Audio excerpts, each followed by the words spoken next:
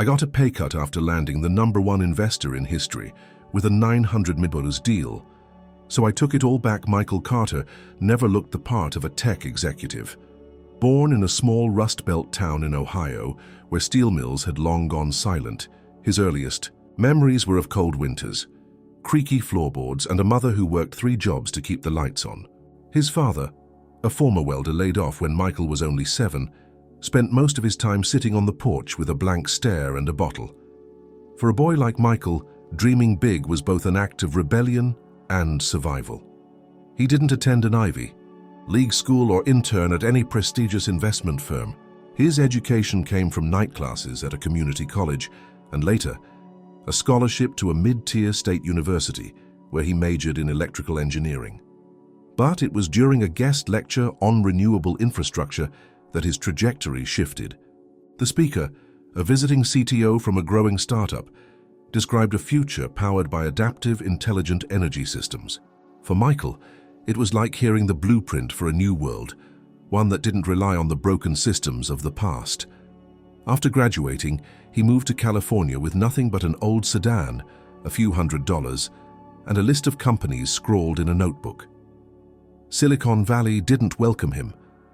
Dressed in second-hand suits and speaking with a noticeable Midwestern cadence, he was often mistaken for a facilities manager or an intern. Rejections piled up, but Michael refused to give in.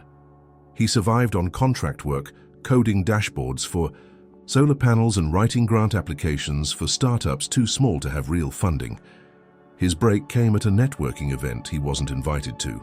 A cancelled job led him to a hotel bar where he overheard 2 young founders discussing their struggles with energy modeling software. He introduced himself, offered to help, no charge, and within a week, he had redesigned their data pipeline. That startup was Avalon. The company, founded by 2 Stanford graduates with impeccable pedigrees but limited real-world experience, was on the verge of collapse. Michael, with his blend of technical fluency and pragmatic insight, became indispensable. Initially hired as a contractor, he was soon brought on full-time. Over the years, he rose quickly, not because he was flashy, but because he got results. When engineers struggled with deployment, he stepped in. When talks with city officials stalled, he found the right leverage. And when funding dried up, it was Michael who negotiated bridge capital through sheer persistence. By the time Avalon moved into its modest but modern offices near Palo Alto, Michael had become the company's quiet backbone. The founders remained the public face, but internally, everyone knew who held the operation together. His promotion to chief business officer felt less like a reward and more like a necessity. With the company entering a critical growth phase, someone needed to stabilize the business while the others chased vision. As CBO, Michael had a clear mandate: scale the company's client base, attract new rounds of funding, and prepare Avalon for the competitive heat of the smart energy market. The job was daunting. Competitors had billion-dollar valuations and friends on Capitol Hill. Avalon had a good idea and a scrappy team. But Michael believed that was enough. He worked 12 hours a day, 7 days a week, chasing leads, refining pitches, and building partnerships. He focused on smaller municipalities, often ignored by giants, offering flexible solutions and transparent pricing. Within a year, Avalon's market share grew by 20%. Journalists began to notice. One profile in a tech magazine dubbed him the dark horse of clean tech. He didn't care about the attention. What mattered was traction, and Avalon was finally gaining it. His crowning moment came when he secured an invitation to speak at a high-profile energy summit in Austin, Texas. There, surrounded by billionaires, regulators, and founders, Michael stood on stage and delivered a 10-minute pitch that would change everything. He spoke not of disruption or synergy, but of responsibility. Of towns like the one he came from, where people still lived with unreliable grids and unaffordable power bills. He painted a vision of a future where smart energy didn't mean higher profit margins, but equitable access and long-term resilience. The room didn't erupt in applause. It fell silent, thoughtful. Afterward, dozens approached him. Some offered partnerships, others simply thanked him. But one man, quiet and unassuming, stood at the back and watched without saying a word. Michael wouldn't know his name until later, but that man would become the catalyst for everything that followed. For now, all Michael knew was that, after years of fighting to be heard, he had finally become impossible to ignore. What he didn't know, what he couldn't know, was that his greatest victory would soon lead to his most devastating betrayal. The Energy Summit in Austin had wrapped, and Michael Carter lingered near the exit of the main hall, his badge half detached, and his mind still racing from the series of conversations he'd endured over the last 3 hours. The compliments had been polite, even enthusiastic, but Michael knew the language of tech optimism. Plenty of talk, scarce follow-through. He had been through enough conferences to know the difference between curiosity and commitment. Still, something about the atmosphere felt different this time. There had been a shift, subtle but present. He felt it in the way people had paused longer after his pitch, in the eyes of a few who watched him not as a hopeful executive, but as a contender. As he moved toward the lobby, a man in a muted navy suit stepped into his path, tall, lean, and gray-haired, with a calm presence that carried more weight than any title ever could. He introduced himself without flourish. "Mr. Carter," he said, "I'm Raymond Hargrave." For a heartbeat, Michael's mind went blank. The name echoed like a myth, an echo of countless late-night conversations among founders and venture analysts. Hargrave was the investment world's ghost, a reclusive magnate who had once turned a failing agricultural tech startup into a Fortune 100 company through a single audacious move. He hadn't appeared in public in nearly a decade. Most believed he had retired. Others thought he was simply done with this world. And yet, here he was extending a hand like any ordinary man. "I heard your talk," Hargrave said. "Respect that. You weren't selling a product, you were telling a story." Michael, ever composed, nodded slowly and shook his hand. "That matters to me." "I appreciate that, sir. It's a story." They didn't talk long. Hargrave wasn't the type for small talk. He simply asked if Michael had dinner plans. When Michael replied that he didn't, Hargrave smiled faintly and said, "Good, let's talk somewhere quieter." The restaurant was a quiet place in East Austin, away from the conference venues and tech crowds. The booth they took was tucked in the back, dimly lit as if designed for discretion. No assistants, no lawyers, no entourages, just two men and a bottle of bourbon neither of them touched. Hargrave asked questions, not about projections or patents, but about people. How did Avalon treat its employees? What did Michael look for when hiring? Why had he joined the company in the first place? Michael answered honestly. He spoke of the disillusioned towns of the Midwest, the technical challenges that obsessed him, the quiet hunger he had to fix things that others signored. He didn't sell Avalon. He sold himself, without even realizing it. At the end of the dinner, Hargrave placed a business card on the table. One side was blank. The other bore a single phone number and his name in embossed black letters. "Let's talk again soon," he said. Within a week they did. Then again and again. Each call more focused, each conversation clearer in purpose. Hargrave didn't want to observe. He wanted in. He wasn't interested in incremental progress. He wanted scale, reach, legacy. He saw Avalon, not as a player in a crowded space, but as a vehicle for reshaping the industry, and Michael as the one person capable of steering that vision. What followed was a whirlwind. Lawyers were brought in, terms were drafted, reviewed, torn apart, and redrafted again. Avalon's founders were stunned when Michael presented the proposal, $900 million in capital with minimal dilution and strategic oversight in the hands of a new advisory structure proposed by Hargrave's firm.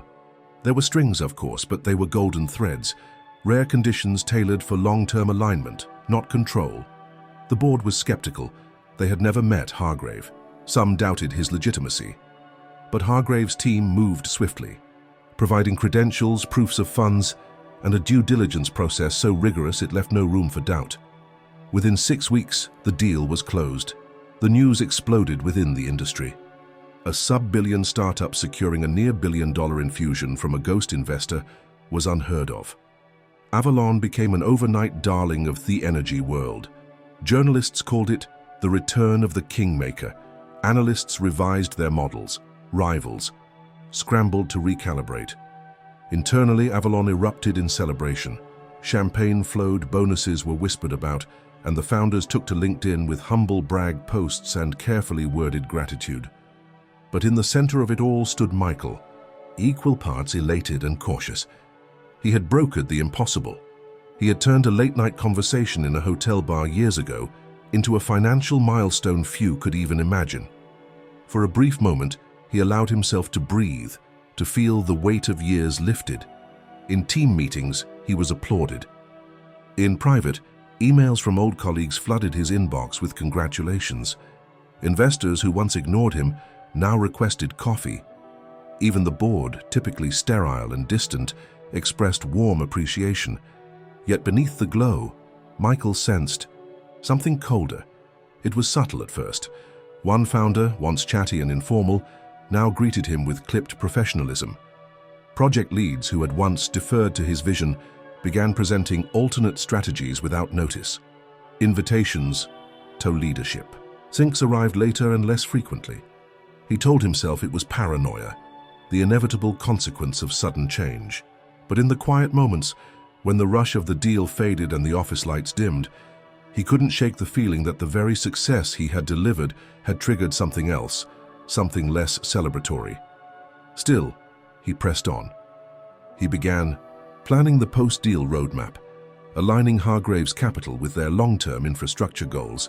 He organized sessions with department heads, recalibrated incentive models, and initiated talks for new municipal partnerships. He knew momentum was fragile. He had to move fast. But then, one morning, a calendar invite appeared on his screen. No. Subject, no agenda. Just a time and a room. The boardroom. And just like that, the victory that had defined his career was about to reveal its true cost. The morning sun cut through the frosted glass of the boardroom, illuminating the polished surface of the long mahogany table. Michael Carter arrived 5 minutes early as always. He wore a navy blazer, freshly pressed, and carried a leather notebook tucked under his arm. His steps were steady, but inside his mind swirled. The calendar invite had come without explanation, bearing no subject line, no context, just a time and place, sent from the executive assistant of the chairman of the board. Such ambiguity rarely heralded good news. As the other members filed in, the atmosphere shifted. Normally, there were greetings, nods, some light banter before any meeting began. Today, there was only silence. One by one, the directors took their seats, avoiding eye contact. The two co-founders of Avalon, seated at opposite ends of the table, looked distant, their expressions unreadable. The CFO barely acknowledged Michael as he sat beside him. When the door finally closed, the air turned heavy with anticipation. The chairman cleared his throat. He was a former energy executive, known for his rigid posture and even more rigid management style. "Michael," he began, "thank you for joining us. We'll keep this brief." Michael nodded, setting his notebook on the table, though he had a growing sense he would not need it. "There has been a thorough review," the chairman continued, "of compensation structures and executive roles following the recent transaction.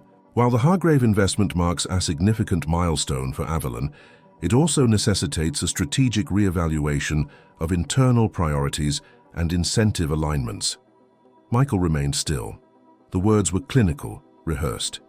"In light of this," the chairman said, pausing only briefly, "your current compensation package is being revised. Effective immediately, your base salary will be reduced by 40%. Your bonus structure will be shifted to a deferred performance model aligned with future benchmarks."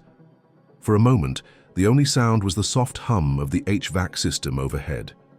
Michael blinked. "A 40% cut," he said, his voice even. "After closing a 900 million ounce and slowly dollar deal. It's not a reflection of your value," the chairman said quickly, as if preempting resistance. "Is part of a broader reallocation of resources. Leadership roles are being refocused to emphasize operational scalability. As such, we believe your contributions will be better measured through long-term performance rather than immediate compensation." This Michael looked down at the table. The varnished wood reflected his face back at him, distorted and dim.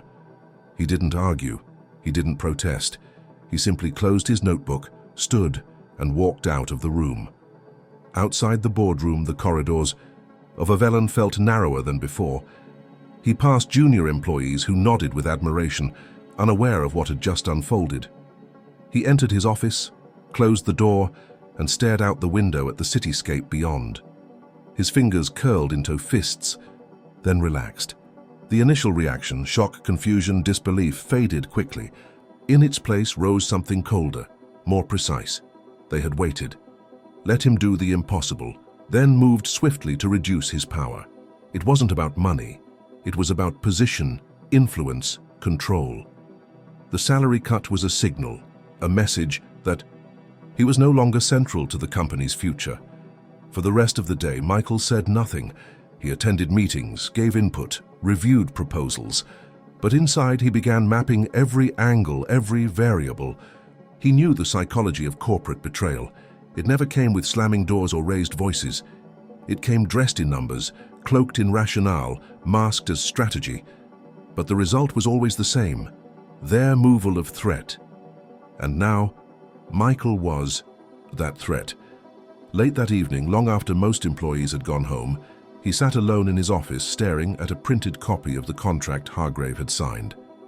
He reread every clause, every annotation. Somewhere in the dense legal text, he believed, lay the key to understanding what had happened and perhaps the means to respond. He remembered Hargrave's words during one of their early calls. "I don't bet on companies," the investor had said. "I bet on people." That had meant something then. It meant more now. Still, no call came from Hargrave, no message of support, no inquiry about the restructuring. Silence, which in its own way said plenty. The next morning, Michael arrived earlier than usual. His keycard still worked, but he noticed subtle changes. Access to the executive floor's internal server had been restricted. Certain dashboards he once oversaw now required elevated clearance. A new operations assistant had been hired, without his knowledge. Projects he had greenlit were being rerouted. The pieces were moving. He met with one of the product leads mid-morning and asked about a data report they were supposed to deliver to his department. The response was careful. "That's being handled through the new operations team now. I thought you knew." Michael didn't react. He thanked the employee, walked back to his office, and closed the door once more. There, he let the silence settle. They had executed the transition with precision. First, the financial disempowerment, then the gradual erosion of influence, meetings rescheduled without him. Initiatives redirected, communications streamlined through others. A quiet coup unfolding within the organization he'd helped save. But they had made one mistake. They believed he would accept it. Michael Carter had climbed from nothing.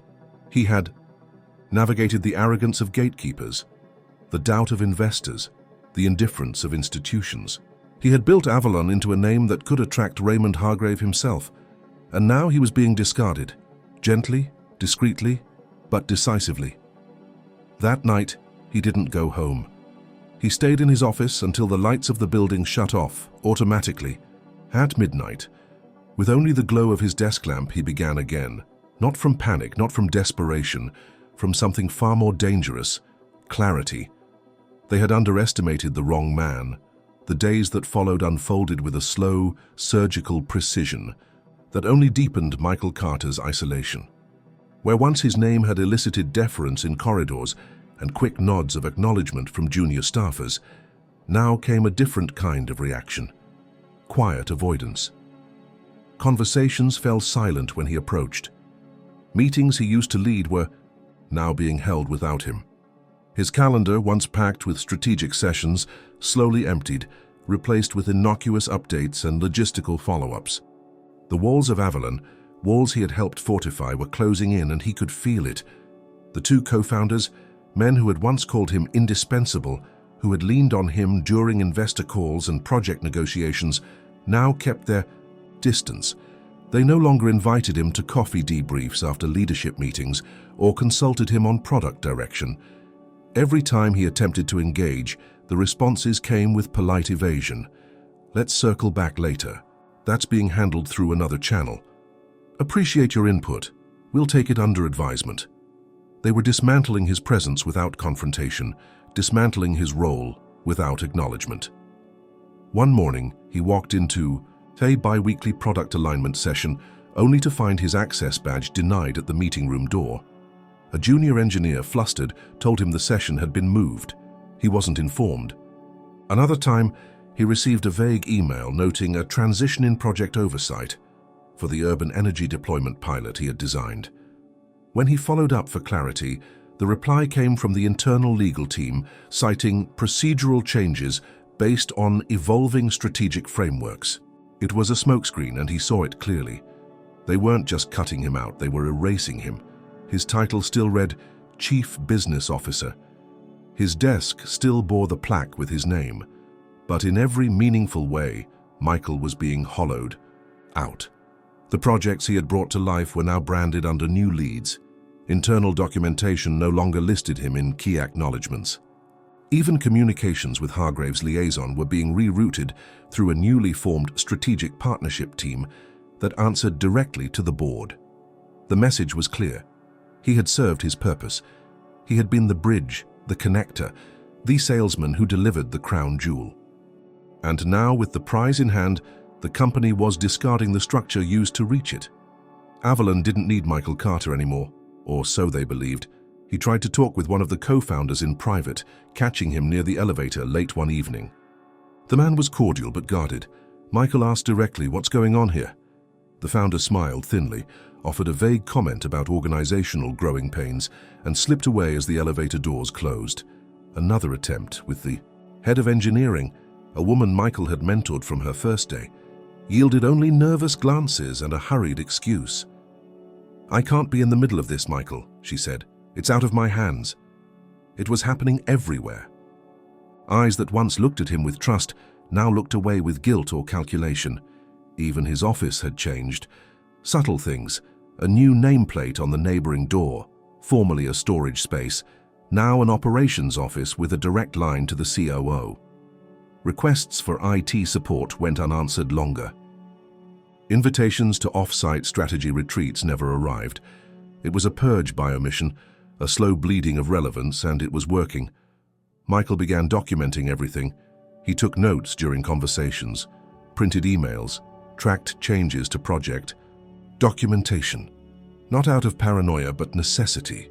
He knew what corporate erasure looked like, and he knew that once they were done, once his name no longer held weight with anyone inside the company, they would offer him a dignified exit, some consulting title, a modest severance, a statement thanking him for his visionary contributions. He wouldn't even get to make a final address, but he wasn't going quietly. He started spending nights in the office again, not out of compulsion, but strategy. He mapped the network of decisions that had led to his marginalization. He reviewed board communications, connected the dots between new hires and old rivals. He read internal memos about operational efficiency and saw how the language had been manipulated to justify cuts not just in spending but in influence. He even identified the consultants hired to provide external assessments of leadership, efficiency. One had previously worked with one of the co-founder's son, another venture, an undisclosed connection that raised more questions. He understood then that this wasn't just a shift in strategy, it was a coordinated effort to push him out. And yet none of them had calculated for one variable, Michael's memory. He remembered every clause of the Hargrave agreement, every clause he had helped negotiate, every line they had buried deep in the appendices and skimmed over in board discussions. And somewhere in there, he was certain, was the leverage he needed. What struck him most in those sleepless nights was the irony. He had done everything right. He had built trust, generated growth, delivered results, and still they had turned on him, not because he had failed, but because he had succeeded too well. He had become a threat, not to the company, but to those who wanted to control it. And so, as the isolation grew, so did his resolve. He moved carefully, spoke less, observed more. He stopped pushing back publicly, stopped asking questions. Let them believe he had accepted his diminished role. He let the co-founders retreat further behind their new walls. Let the COO rise in prominence. Let the directors congratulate themselves on their strategic foresight. Because behind the quiet compliance Michael Carter was preparing, They had built their house of cards on his foundation, and soon he would shake it. The silence of the office past midnight was absolute, broken only by the occasional murmur of the building's automated systems switching modes for the night. Michael Carter sat alone in the glass-walled corner that still bore his name, the blinds drawn shut not for privacy, but to block the ever-present glow of a world that no longer saw him. A dozen documents lay open on his desk, each one marked with yellow tabs and hastily scribbled annotations. The air smelled of folded paper and faint ink, a relic in an age of cloud servers and shared drives. But Michael didn't trust digital anymore, not with what he was hunting. He flipped through the third copy of the contract again, its pages worn from repeated review. He had memorized much of its language, clauses on liquidity preferences, investor protections, operational oversight. But tonight, his eyes lingered on the language with a different kind of urgency, not seeking financial insight, but legal loopholes. Somewhere in this mass of legalese, buried beneath months of structured negotiation, was a lever. Something they had all missed, something Hargrave had insisted on. Then he found it. It wasn't bolded. It wasn't in a section typically reviewed with attention. It was a supplemental clause appended to the investor governance section, a clause that had been inserted at Hargrave's request, quietly and with no real debate. Back then it had seemed a symbolic gesture, something the Investors' Council had included more out of habit than intent. But now, as Michael read the lines again, his pulse quickened. The clause detailed operational veto authority granted to the originating executive stakeholder tied to the initiation of the capital event. It specified that in the event of material internal structural changes affecting the originating stakeholder's role or compensation, said individual retained the right to request formal investor arbitration within the governance board with temporary suspension of affected changes until review completion. The language was precise, sharp, and easy to overlook. It didn't seem threatening unless one understood its implications. And Michael did. He was the originating executive stakeholder. His name was attached to every communication with Hargrave, every strategic briefing leading up to the deal. This clause wasn't just about procedure. It was about power. Hargrave had given it to him as a gesture of trust. At the time, Michael thought it was ceremonial. Now he saw it as a concealed weapon. They hadn't removed him officially. They hadn't stripped his title or publicly demoted him. But the salary cut and the restructuring, that qualified as material changes. According to the clause, those changes were subject to investor review, and until that review was completed, the changes were not enforceable. They had made a critical error. They had treated him as irrelevant without severing him cleanly. And in that space of ambiguity, they had left a door wide open.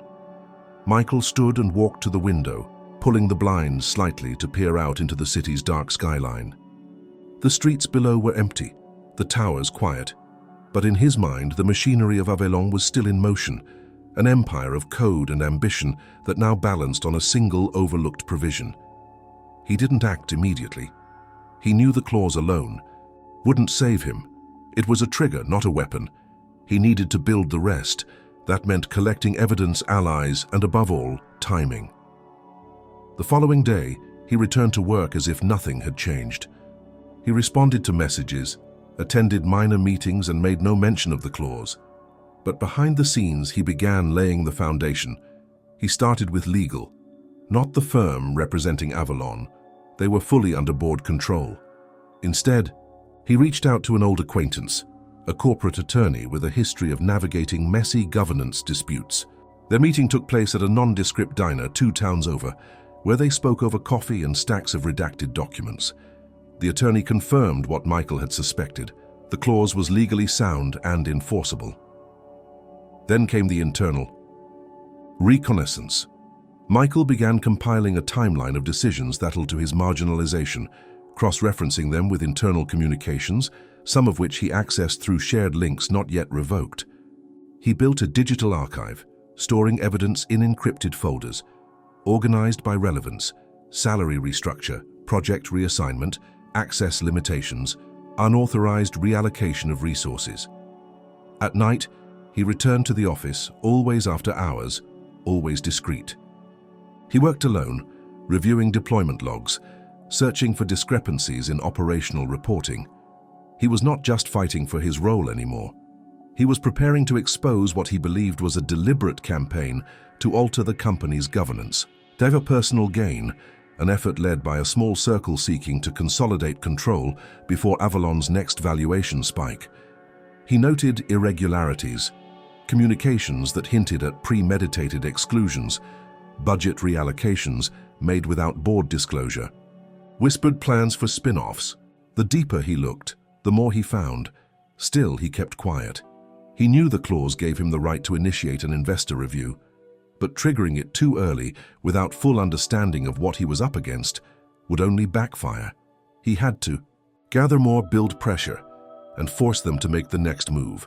Because when they did, when they acted under the assumption that he was finished, he would activate the clause. And then he would bring Hargrave back into the picture, not as a spectator, but as a deciding force. Until then, he remained in the shadows of the company he had helped build, watching, listening, calculating. Because now, the rules had changed. And in the game they thought he had lost, Michael Carter had just drawn his first card. The announcement came on a Wednesday morning, wrapped in polite language and framed as an exciting new chapter in Avalon's operational evolution. And the internal memo circulated just before the all-hands meeting, outlining the appointment of a new chief operating officer, a role that, until now, had not officially existed within the company's structure. The decision was positioned as a response to Avalon's rapid growth, a necessary step to streamline execution and bolster cross-departmental alignment. But Michael Carter understood it for what it truly was, a calculated move. The name on the memo hit him like a slap: Evan Mallory. Years ago, Michael had crossed paths with Mallory during a competitive bid for a government energy contract. Mallory had worked at a rival firm then, one with more resources and a reputation for ruthless efficiency. Michael's team had lost the bid, but not before he'd discovered Mallory's style: aggressive, political, and surgically manipulative. The man knew how to climb and how to clear a path for himself by any means necessary. Mallory's arrival at Avalon was marked by an unusually fast onboarding. Within 48 hours, he had full access to operational systems, a dedicated team, and a direct reporting line to the board. Michael watched from the sidelines as his own influence continued to shrink. Unlike the quiet erosion of the previous weeks, this move was overt, a declaration of realignment that left little room for misinterpretation. The first encounter between Michael and Mallory happened in the break room, of all places. The two men exchanged the kind of handshake that was neither warm nor dismissive, just firm enough to acknowledge a shared awareness. Mallory smiled thinly, the kind of smile that never touched the eyes. "Michael," he said with a practiced casualness, "I've heard a lot about you." Michael returned the look without blinking. "I'm sure you have." They stood in silence for a moment. Then Mallory leaned in, lowering his voice slightly. "Let's keep things smooth. No reason to complicate what doesn't need to be complicated." Michael tilted his head slightly. "That's supposed to mean something?" Mallory's eyes narrowed just enough to register the change. "Just saying. You've done your part. No one's denying that. But we're in a new phase now, time to let the structure evolve." Michael didn't respond immediately. He didn't have to. He could read the message behind the words. "Back down, stay quiet, and maybe we let you keep your desk a little longer." Mallory wasn't here to collaborate. He was here to neutralize. The days that followed brought sweeping changes. Mallory installed new reporting systems that bypassed Michael's department entirely. Cross-functional meetings now required his approval. Mid-level managers once loyal to Michael were reassigned or invited to explore new internal opportunities. Mallory's influence spread quickly, touching every arm of the company like a network of roots feeding off a tree he did not plant. Michael kept his expression neutral, but internally, the storm gathered. He knew Mallory was not acting alone. His appointment had been orchestrated by board members who saw in him a tool, precise, unencumbered by loyalty or history. They needed someone who could finish what they had started, phase Michael out entirely, replace the old guard of values and vision with cold operational dominance. Still, Michael didn't resist outwardly. He attended meetings with a smile, nodded during briefings and offered input when asked. But behind closed doors, he was expanding his private archive. Every directive issued by Mallory, every structural shift, every piece of evidence that hinted at a broader scheme. He wasn't building a case for HR, he was preparing an exposé for Hargrave should it come to that. One afternoon, he received a calendar invite for a strategic sync with Mallory. The meeting was held in a new glass-walled office that overlooked the main floor, a space Michael once helped design. Now it belonged to someone else. Mallory greeted him with exaggerated politeness, gesturing toward a seat. "Glad you could make it. I've been reviewing legacy processes, trying to understand where the gaps are." Michael sat, hands folded. "Legacy?" Mallory chuckled. "Nothing personal. Every company reaches a point where old systems need to make way for scalable solutions. That's where I come in." Michael waited. "I'm going to be reallocating a few responsibilities," Mallory continued. "Your role has always been more hybrid than most. Strategic partnerships, market positioning, internal growth ops. It's a wide net. I'd like to focus that scope."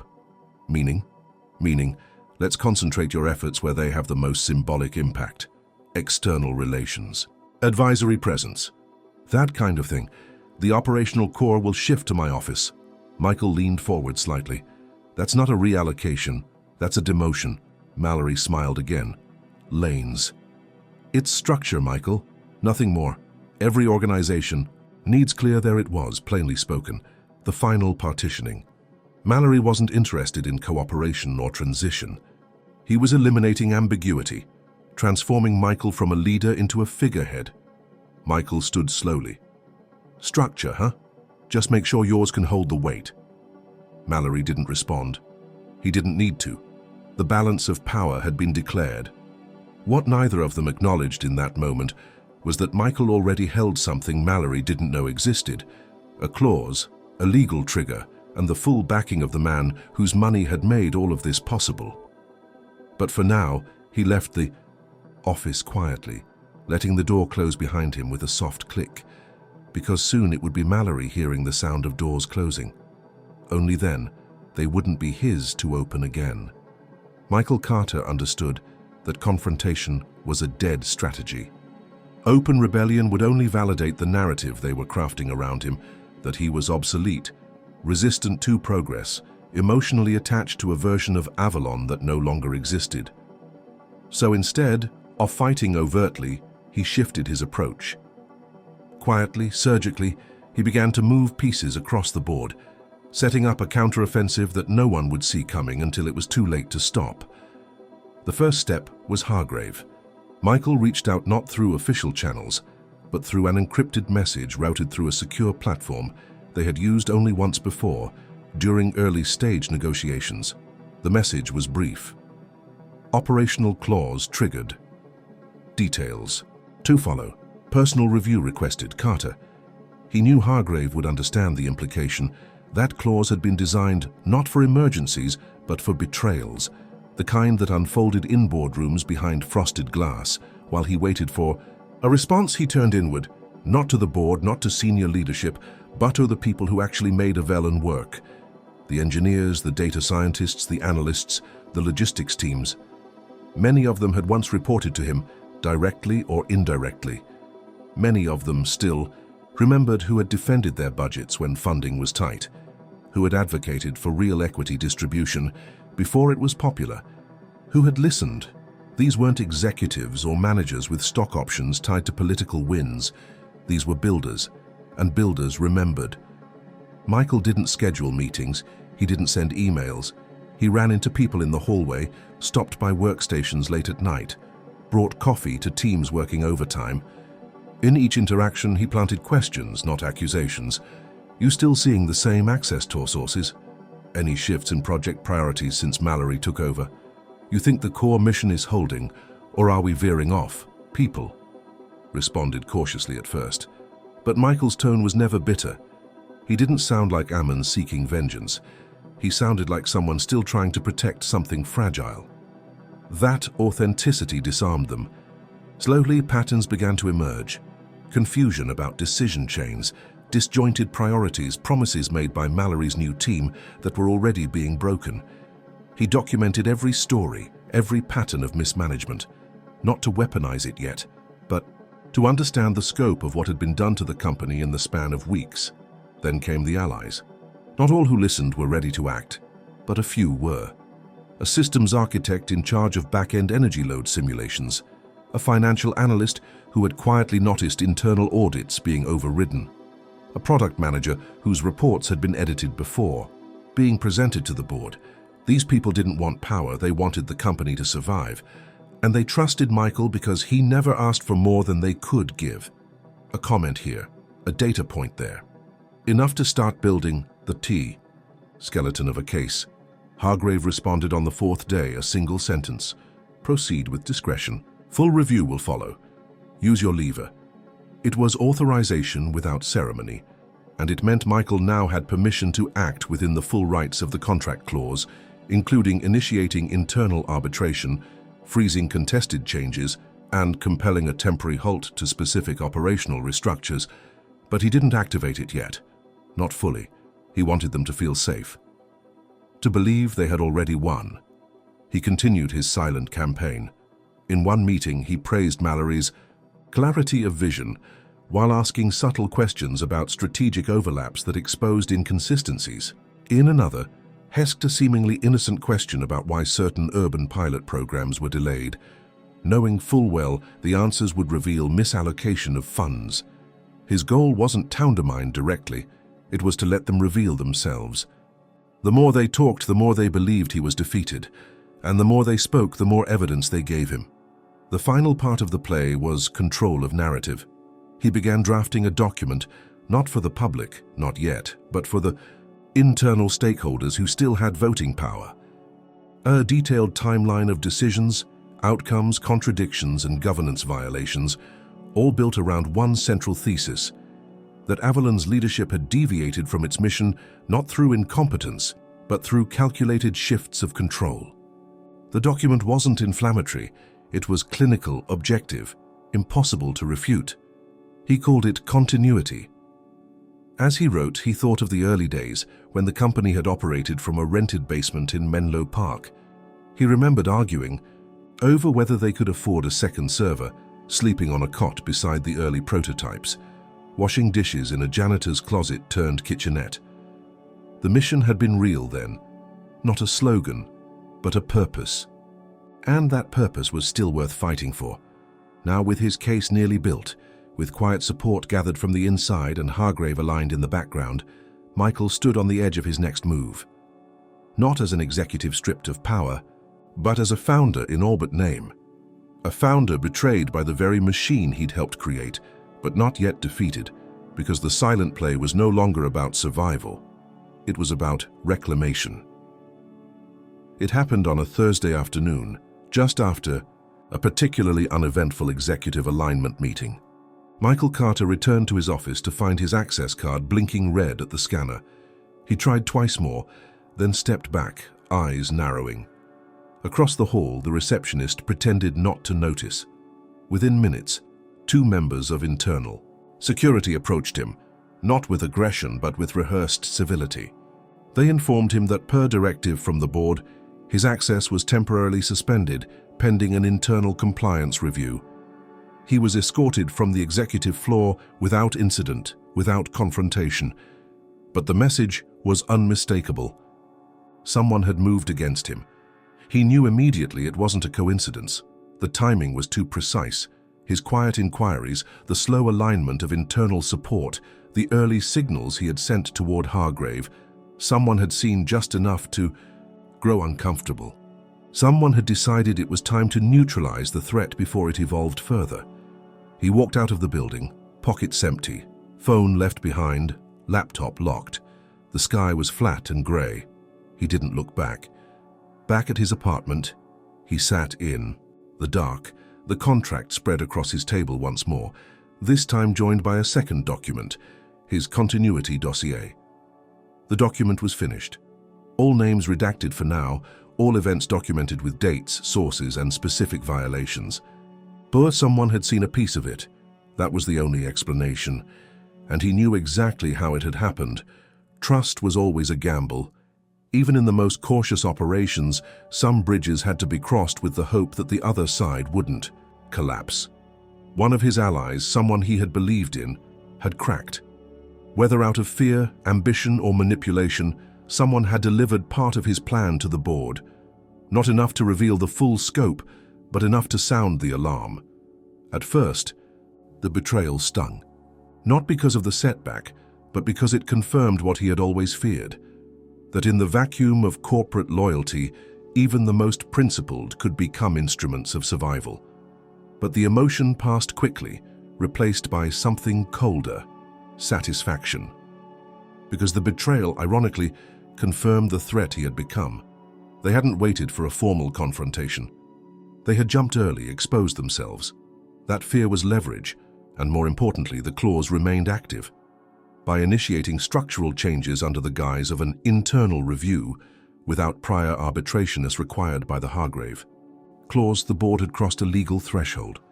They had violated the terms of the investor agreement, not just in letter, but in spirit. Michael had let them believe he was just gathering data. In truth, he had already set the trap.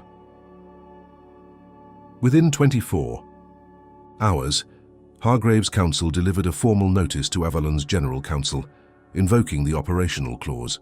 The notice froze all executive suspensions, requested a formal review panel within 10 business days, and demanded documentation of any internal reviews initiated without compliance oversight. The board's maneuver had become an act of self-incrimination.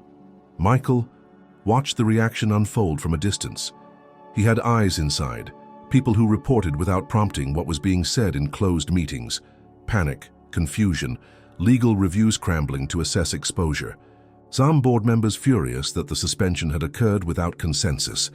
Mallory, reportedly, was deflecting, claiming miscommunication, framing the suspension as a precautionary measure, unrelated to any strategic malice. But the language didn't hold. The clause was too clear. Then came the real moment, the turn. His betrayer, perhaps hoping to deflect heat or reclaim favor, reached out. An anonymous message, routed through a temporary address. They didn't admit. Betrayal directly. They offered context, rationale, a carefully worded explanation of fear and pressure. They asked to meet. Michael agreed. They met in a parking garage downtown, late at night, under the yellow glow of sodium lights. The figure, who emerged from the shadows, was not who he expected. A mid-level operations lead, not one of his inner circle, but someone who had been close enough to his orbit to gain insight. The conversation was brief. The man admitted that he had passed along part of the continuity document, just a few pages. He insisted. Enough to signal that something was in motion. Michael listened in silence, arms crossed. Then he asked the only question that mattered. Did you do it alone? The hesitation was answer enough. There were others. The man claimed he didn't know names, only that someone in Mallory's new team had approached him, promised a fast track to department head, suggested that aligning early would be beneficial. He had believed it until the legal notice dropped. Now he was scared of lawsuits, of professional ruin, of being named. Michael let him speak. Then, with a tone that betrayed neither anger nor forgiveness, he said, "You just gave me what I needed." Because in that moment, Michael realized the betrayal wasn't just a setback, it was the key to exposing the entire operation. If Mallory's team had been quietly recruiting internal staff, manipulating roles and spreading influence in exchange for loyalty, it was more than a leadership shift. It was a coordinated power grab. And now he had a witness. By the following morning, he submitted a formal arbitration request, naming Mallory and 2 board members in his supporting documentation. The request cited conflict of interest, breach of contract, and manipulation of governance processes. It was no longer a dispute over a role or a salary. It was a direct challenge to the integrity of Avalon's executive structure. The board, now under pressure from both Hargrave's firm and internal staff beginning to whisper, had no choice but to comply. A panel was formed, a date set. Michael would be allowed to present his case. Hargrave himself would attend. The betrayal had been anticipated, and now it would be the first domino to fall. The day Michael Carter met Raymond Hargrave again, it was neither on company grounds nor in any formal setting arranged by Avalon's administration. Instead, the meeting took place in a discreet corner office belonging to Hargrave's legal team, far from the glossy surfaces of the startup world and devoid of any pretensions.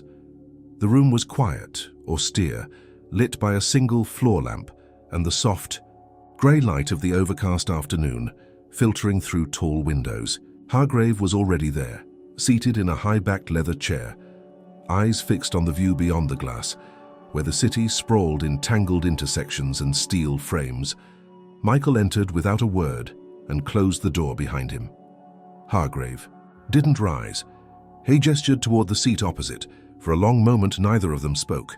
Then Hargrave turned slowly, his voice steady, familiar. "You know why I invested in Avalon?" Michael sat, resting his hands on his knees. "Because of the numbers, the scalability, the market." Hargrave's laugh was dry, almost hollow. "Wasn't what made the decision. You were." "No. I saw the numbers. I saw the product." But that Michael didn't react. Hargrave leaned forward, his expression unreadable. "You remember the Argentia debacle?" Michael did. Everyone in the energy sector did. A high-profile renewable infrastructure project that collapsed under regulatory pressure and bad forecasting. Investors lost hundreds of millions. Hargrave had been among them. "I was at the table for that," Hargrave continued. "Had the chance to pull out before it went south. Most of my team advised caution. One voice said the data didn't match the pitch, that the market projections were inflated. That voice was yours." Michael narrowed his eyes, trying to recall the moment. He had been a junior consultant then, part of a technical team hired to evaluate deployment feasibility. He remembered pushing back in one of the early memos, a single paragraph buried in a 60-page document, warning of volatility in the municipal approval cycle. "You flagged something no one wanted to see," Hargrave said. "Your memo cost my team a few weeks of delay. The board overrode it. We went ahead anyway and lost everything." Michael stayed silent. "I didn't forget," Hargrave said. "You were dismissed as overly cautious, but I watched what happened after. You moved on, got no credit, and yet the record held." There was a pause. "So when I heard your name again, this time connected to a firm with no pedigree, no funding, no advantage, I took notice. You didn't build a brand. You built outcomes, quietly, efficiently, like a craftsman. And then when I saw your pitch in Austin, I realized something." He leaned back. "You were never selling Avalon. You were offering a blueprint. For discipline, for accountability, for real progress. That's why I wrote the check. Not for the company. For you." Michael absorbed the weight of the words, letting the silence stretch. "You knew what they would do, didn't you?" he asked. Hargrave didn't blink. "Eventually. Not this quickly, perhaps, but I've seen this pattern before. Weak leaders fear strong operators, the ones who don't need boardroom theatrics to get results." "Then why the clause?" Michael asked. "Why give me a weapon and not tell me to use it?" Hargrave's smile was faint. "Reveal it. Because real power isn't in what you hold. It's in knowing when to." Michael nodded slowly. He understood now that the investment had never been about markets or valuations. It had been a long, silent wager on a man who didn't even know he had been chosen. The clause, the trust, the absence of interference, it had all been deliberate. Hargrave reached into a folder and handed over a printed document. It was an internal projection report, one Michael hadn't seen before. The contents were damning. Financial manipulations, restructured equity paths, silent dilution clauses embedded in upcoming funding rounds. It was a roadmap for a controlled takeover. Mallory's rise was only one part. The endgame had been to consolidate majority influence, within 2 quarters, force a buyout, and shift the company's IP to a shell firm registered under a holding entity. Names were named, timelines outlined. They wanted a shell, Hargrave said, branding. Quiet exit with a headline. A compliant shell. Strip the innovation. Monetize the. Michael stared at the pages. They saw you as a blocker, Hargrave added. Too principled. too focused on structure. You weren't going to let the company rot from the inside, so they cut you out. And now? Michael asked. Now, Hargrave said, standing for the first time, you have the truth. You have the clause. You have the momentum. You also have my full authorization to call the vote. Michael stood as well. You'll be there. Hargrave nodded louder than any speech. Not as an investor, as a witness. Sometimes the presence of silence is. Michael extended his hand. Hargrave shook it. As Michael left the building, the wind had picked up. The clouds above the city hung low like a ceiling about to crack, but in his chest, something had shifted. The betrayal, the isolation, the slow dismantling of his influence, they were no longer weights dragging him down. They were the foundation of what came next, because now the game wasn't just about reclaiming his role. It was about saving the soul of what he had built and proving once and for all that vision cannot be bought or erased. The day of the extraordinary, shareholders' assembly began under a thick veil of fog, as if the weather itself conspired to contain the tension that pulsed through the walls of Avalon's downtown headquarters. The meeting was scheduled for 11 o'clock in the morning, but beyond, the building buzzed with an electricity more potent than anything the company had ever promised to deliver to its clients. Employees whispered in corridors. Security personnel checked badges with more scrutiny. And the boardroom, a space typically used for strategic roadmaps and earnings calls, had been transformed into a theater of reckoning. Michael Carter arrived, shortly after 9, walking through the front entrance as if he had never been gone. He wore a dark suit, nothing ostentatious, but tailored with an air of finality. His steps were measured. He greeted no one. He carried no notes. Everything he needed was already in place, and every word he intended to speak had already been rehearsed in silence, again and again, through sleepless nights and moments of isolation. The board members had gathered early. Mallory sat at the far end, flanked by the 2 directors who had championed his rise. They whispered in low tones, avoiding eye contact with the man they had tried to eliminate. Other shareholders took their seats, murmuring as they scanned the day's agenda. At the center of every conversation was the same question. Why had Raymond Hargrave decided to attend? The room fell silent when he entered. No introduction, no fanfare, just the quiet weight of presence. Hargrave took his seat in the first row of observers, his expression unreadable, his hands resting calmly on a leather portfolio that bore no branding. For a long moment, the room held its breath, as if the outcome of the day had already shifted by the sheer fact of his attendance. At exactly 11, the chairman called the meeting to order.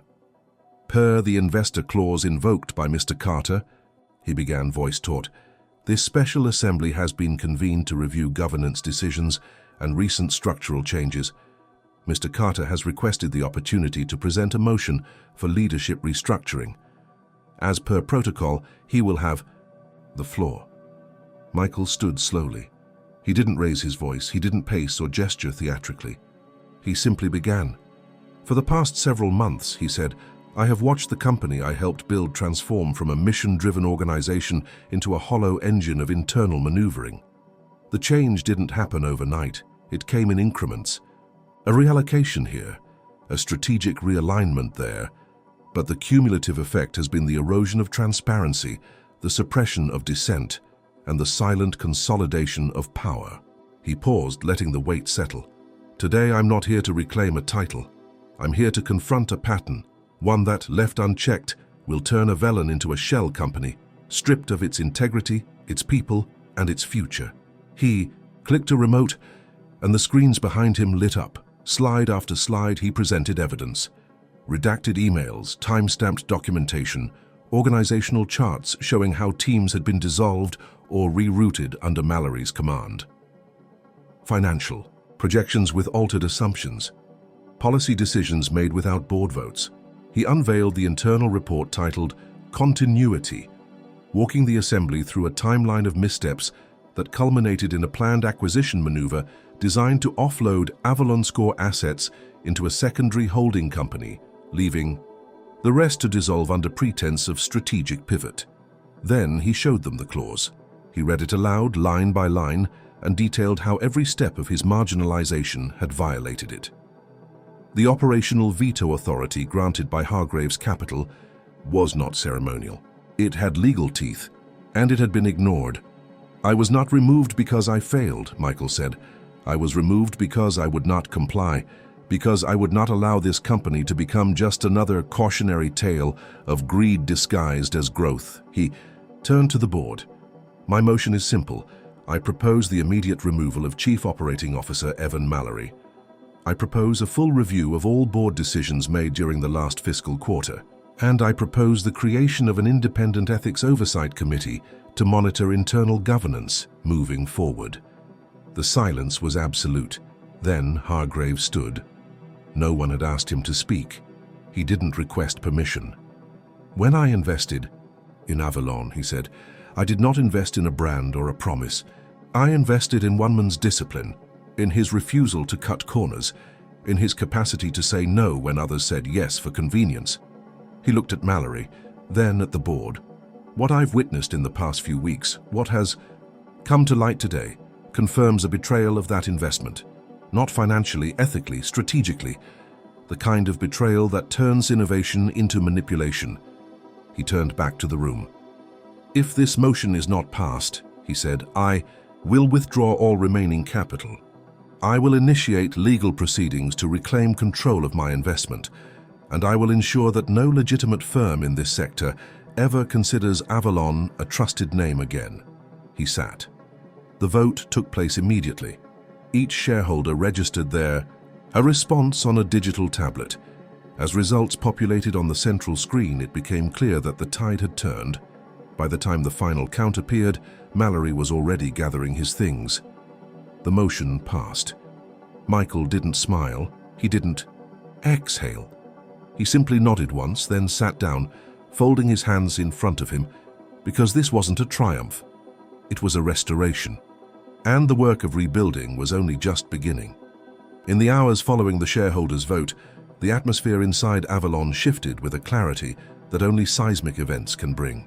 There was no applause, no celebration. The silence that followed. Mallory's departure was not a void, but a space suddenly freed from weight, filled with a new kind of gravity. Employees moved through the halls with a strange stillness, aware that something irreversible had occurred, but unsure what would rise from the wreckage. Michael Carter did not return to his office immediately. Instead, he met privately with the interim legal liaison assigned to facilitate the transition. There were procedures to observe, minutes to finalize, and transition documents to authorize. But even as those formalities unfolded, Michael's mind remained fixed on the next step. Not just to lead again, but to make sure the darkness that had crept into the company never returned. He called for a second session, not for the shareholders, for the employees. It was held in the main auditorium, the same space used for product launches and quarterly town halls. This time, there were no branded banners, no slick video introductions. Just Michael standing on the stage, with a small wireless mic clipped to his collar, and a single stool beside him that he never used. The room filled slowly. People came in pairs, in clusters, some alone. They filled the rows with curiosity, hesitation, and no small amount of skepticism. Michael waited until the room was at capacity before he spoke. "I want to tell you the truth," he said, "not the version packaged in press releases, the real one."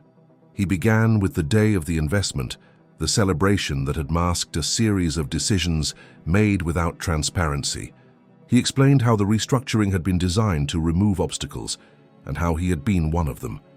He acknowledged his silence in those early weeks, admitting that part of him had still believed it could be corrected from within.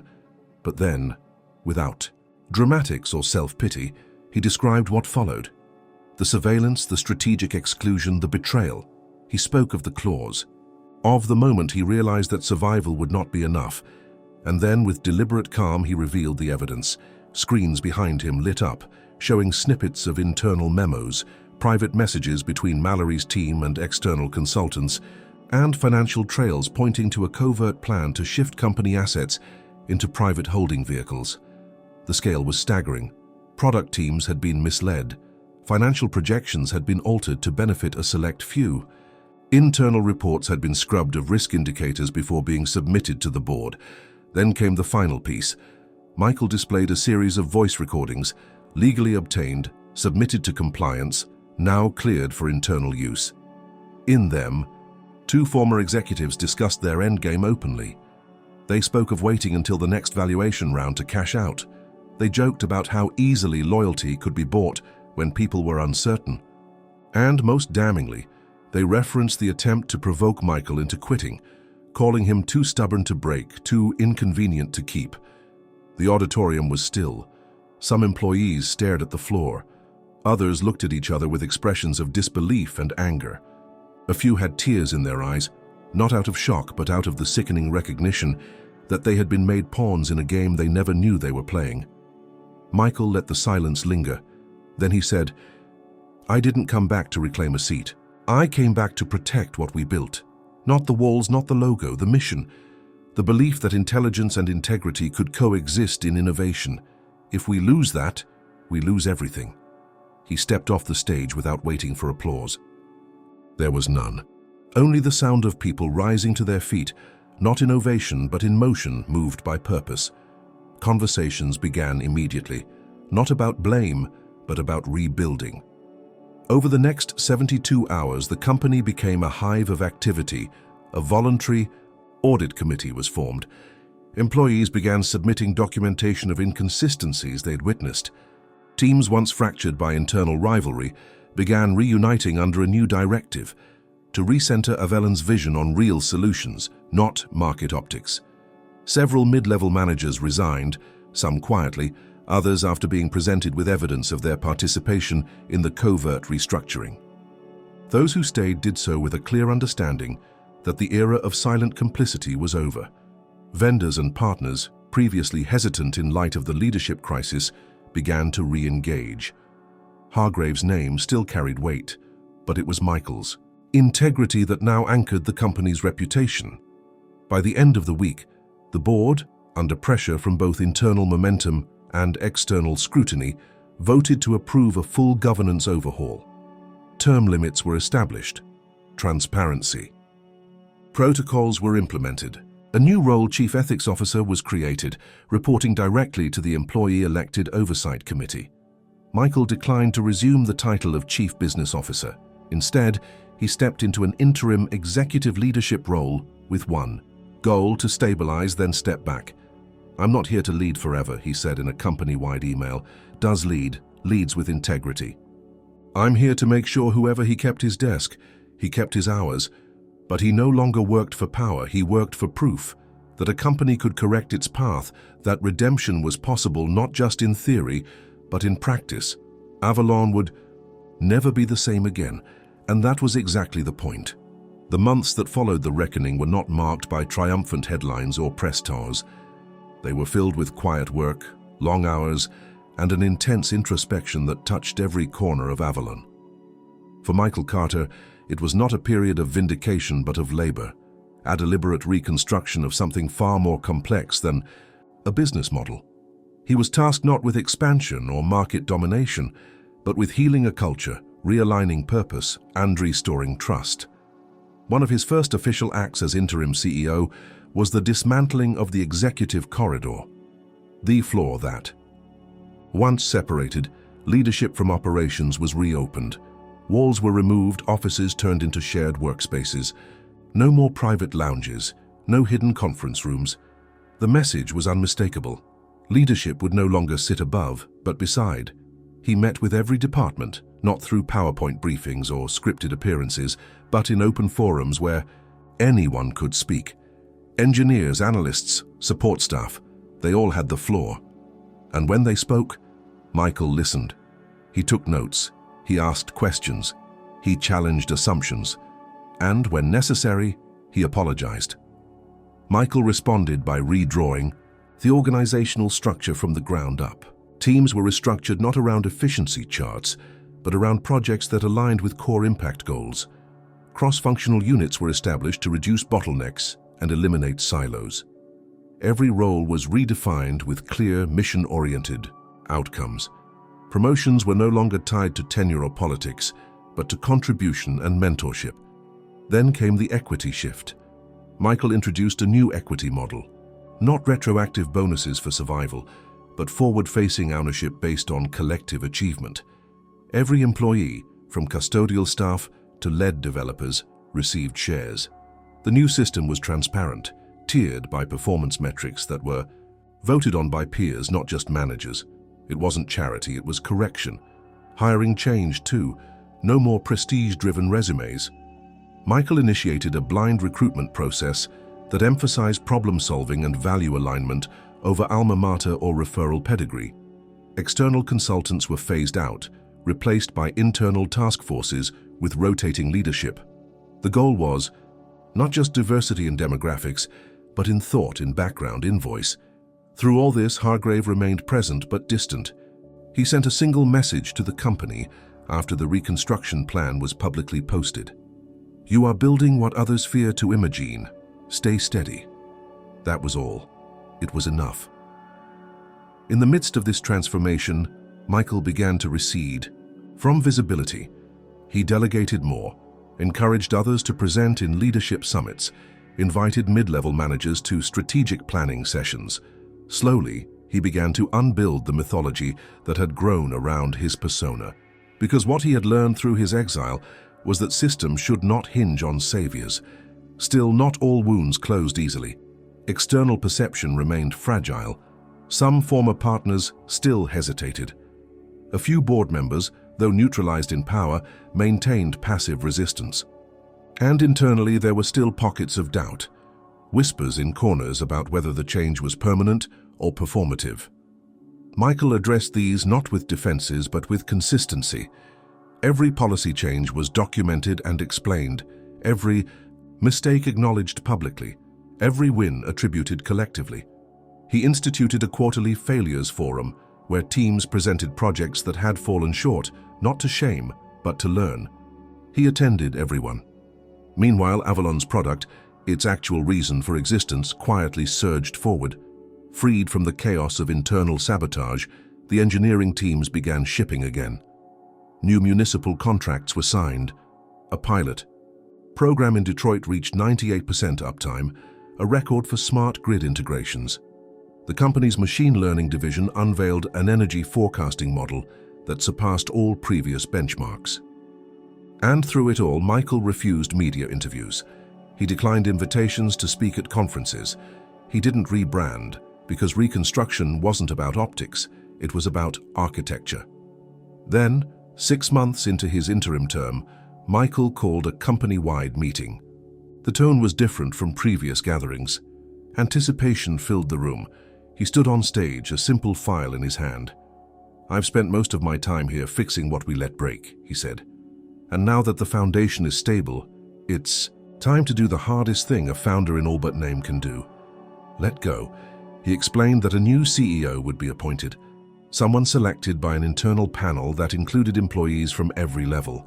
He would return to a strategic advisory role, unpaid, with no direct control but full accountability. His final act as interim leader would be to sign the document authorizing this transition. He signed it on stage. The applause that followed was not loud, it was long, sustained. Not for what had been taken back, but for what had been built forward. Michael Carter stepped down that day not as a man displaced, but as one who had completed the rarest of corporate feats. He had taken back control, and then he had given it away.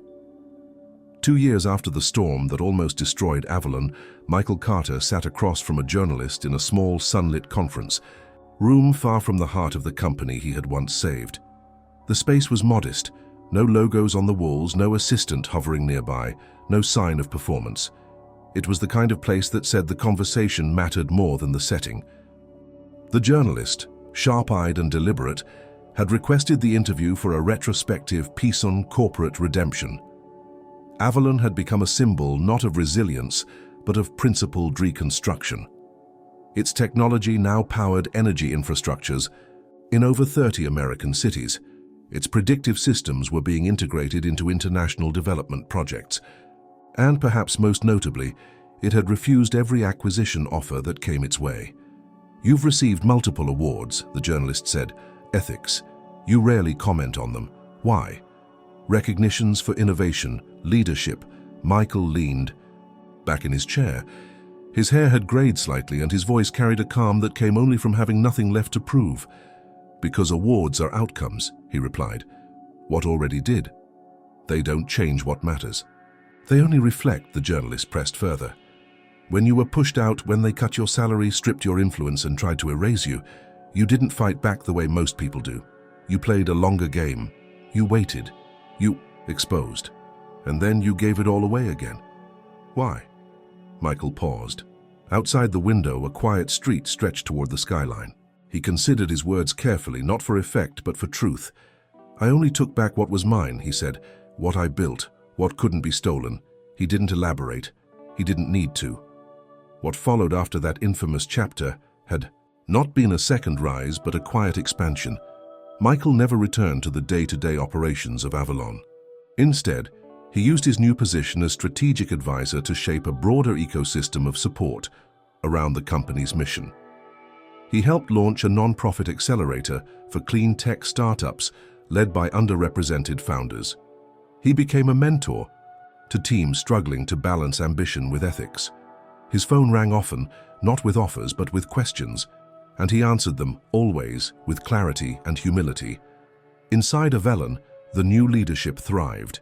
The internally elected CEO, a former chief systems engineer, had taken the reins with steady hands. Transparency was no longer an initiative. It was a standard. The ethics committee continued to operate independently. Employee satisfaction reached record highs. Retention stabilized. Even the board, now refreshed with new members brought in through an open vetting process, had embraced a role of oversight rather than orchestration. Investors took notice, so did governments, and yet the company never chased headlines again. It never sought to be the biggest or the most valuable. It sought only to be irreplaceable where it counted. Michael's influence lingered not in policy documents, but in how meetings were run, in how conflicts were resolved, in how decisions were made when no one was watching. It was a legacy not built on image but on architecture. The journalist closed her notebook. "Any part of it, any moment, would you?" "Final question," she said. "If you could go back and change." Michael smiled. For the first time during the interview. "No," he said, "because even the worst parts taught me who I was and who they were." "You don't change the fire. You let it burn what doesn't belong." She nodded, then stood to leave. As she reached the door, she turned back. "They say stories like yours aren't supposed to end well." Michael looked out the window again, his gaze steady, reflective. "Then maybe," he said quietly, "we should write better stories." When she left, he remained in the room a while longer, listening to the hum of a world still in motion. He thought of the small town in Ohio where he grew up, the nights he spent wondering if anything he did would ever matter. He thought of the team that had trusted him enough to stand behind him, the investor who had believed before the world did, and the betrayal that had nearly broken all of it. And then he thought of what had come after. Not glory, not revenge, just continuity. Just a company still standing, a mission still unfolding, and a man who had taken it all back, not by storming the gates, but by refusing to let what was right be forgotten. He rose from the chair, gathered his things, and stepped into the day. There was nothing left to reclaim, only everything to keep building.